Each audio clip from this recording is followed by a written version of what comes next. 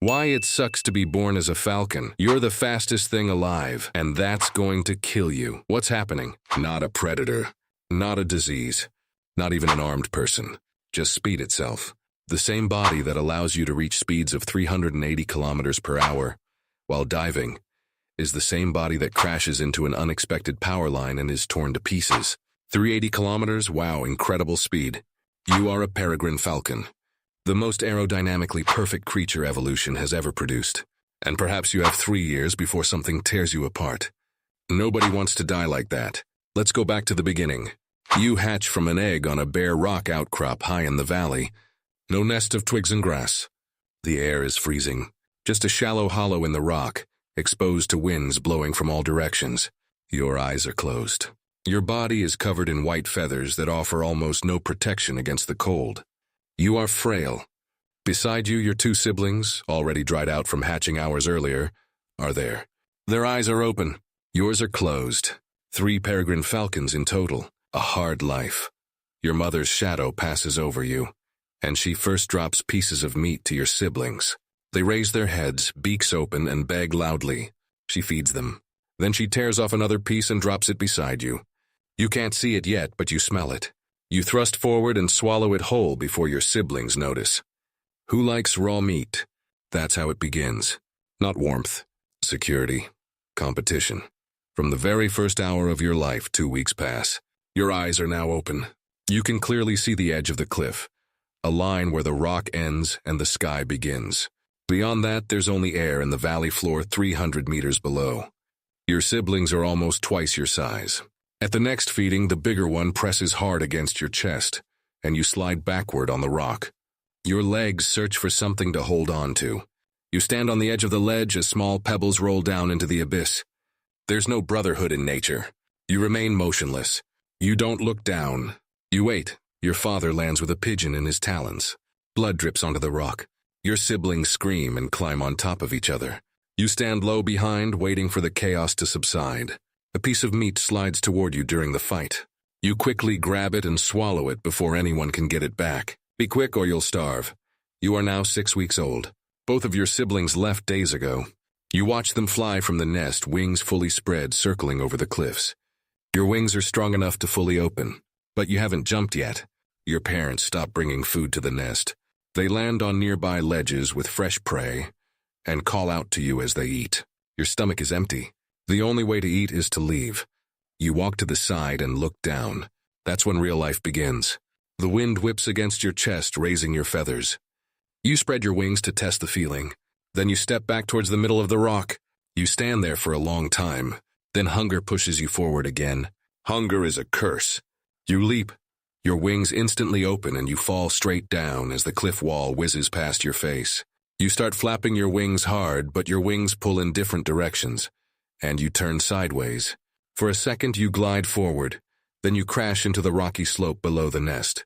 Loose stones slide under your body. You tumble hard and one wing drags behind you as you hit a rock. It was painful. You try to get up. Your legs buckle, and you hit the ground with your chest. Your father lands on a nearby rock with a pigeon in his claws. He drops the pigeon in front of you. Then he leaves without looking back. Why are fathers like that? You drag yourself towards him, your wings scraping against the rock. When you reach it, you tear its flesh apart and eat it, your whole body trembling. You escape the abyss. Now you must learn to stay airborne. And the only way to learn is by constantly falling. 3 months pass. Now you can fly. Smoothly, cleanly, effortlessly gliding along rising thermal currents. But flying and hunting are entirely different things. You see a small bird perched on a branch below and you dive. Too fast, wrong angle. You strike the branches with your talons, missing nothing. The bird disappears before it hits the wood. Days later, you find a flock of starlings feeding on the ground. You fold your wings and fall toward them, but the flock disperses before you even get halfway. You hit the ground with your chest, your legs trembling, and watch them disappear over your back. You are the fastest animal in the world. You miss every target.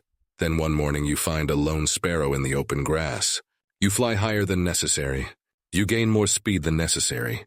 Then you dive vertically, your wings completely attached to your body. Your talons reach out at the last moment, gripping the sparrow's leaping position. You both roll on the ground. You hold on tightly. You plant one foot firmly on the ground. You bite its neck and you feel it stop moving. That's your first prey, disorganized, chaotic, completely yours.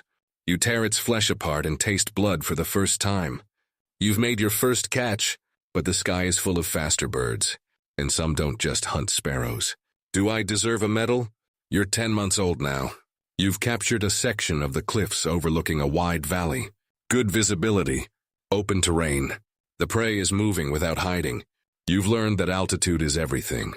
The higher you go before diving, the faster you strike, the less chance the target has to react. Physics is your weapon, but physics doesn't care whose side you're on. One afternoon, you dive toward a pigeon crossing the valley. At full speed, about 300 kilometers per hour, you saw the wire. A single cable stretched between two poles you couldn't see from high up. You pulled hard. Your right wing caught on the cable and the force spun you sideways in midair. You tumbled to the ground and lay motionless for a long time before something moved again. You got up. You flew. But for the next 2 weeks, your right wing is pulling slightly off. Every dive feels different. Off-center, you adjust. You compensate. Your body rewrites itself around the damage. That's what nobody told you about being built for speed. The same anatomy that makes you the fastest creature on Earth turns every mistake into a catastrophe. A sparrow that miscalculates its landing will hop and try again. If you miscalculate while traveling at 300 kilometers per hour, there will be no second attempt, just a crash. Your hollow bones, which allow you to be light enough to reach these speeds, are the same bones that shattered last season when they crashed into glass buildings that weren't there. Your fixed, forward-facing eyes, which provide perfect aiming vision at speed, provide virtually no peripheral awareness.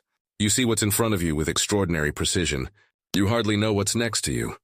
Evolution optimized you entirely for one thing, and that one thing leaves no room for error in a constantly changing world around you. Now you are 2 years old. Female has been hunting near your rocks for a few days. You are watching her. She wastes nothing. Every dive is calculated. Every hunt is clean. One morning she shoots a pigeon and lands on a nearby ledge to feed. You need to show her something. So you dive and shoot a starling flying in the air. You carry it back and land it a few body lengths away.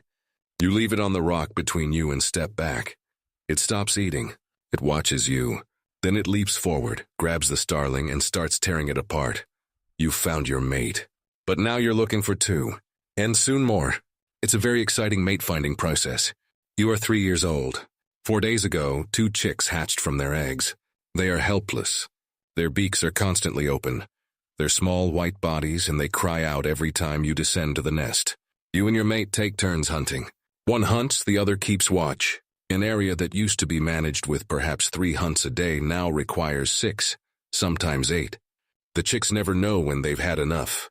You dive for a rock pigeon near the bottom of the valley and strike it hard.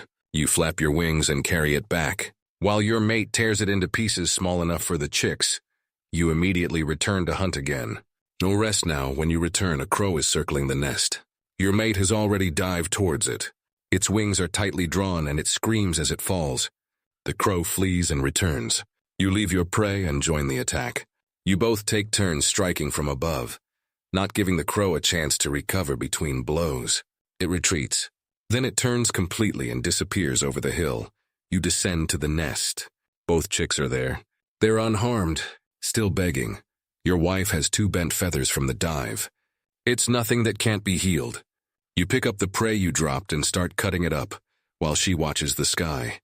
That was the point of 3 years of falling, missing, and readjusting. Not for speed records.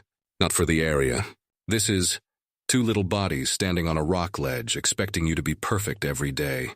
Speed was actually a safety precaution. You are now 9 years old. Your mate hasn't returned since last winter. She left you hunt alone again. Your dives aren't what they used to be.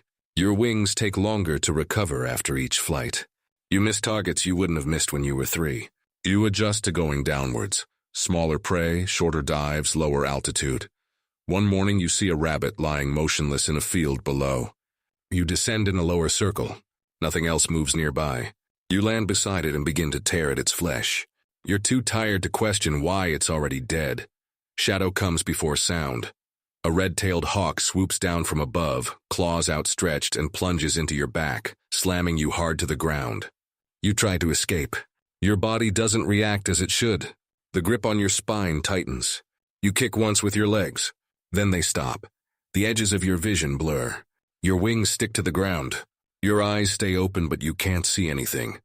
By afternoon, the insects have arrived. And somewhere above your rocks, another hawk is already circling. It's calling, claiming what was once yours. You were the fastest thing alive. You were never safe. You were never a king.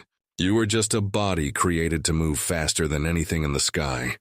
And you had to be perfect every single day of this short, brutal, extraordinary life, birth life, and death. Subscribe. And tell me in the comments, which animal do you think we completely misunderstand?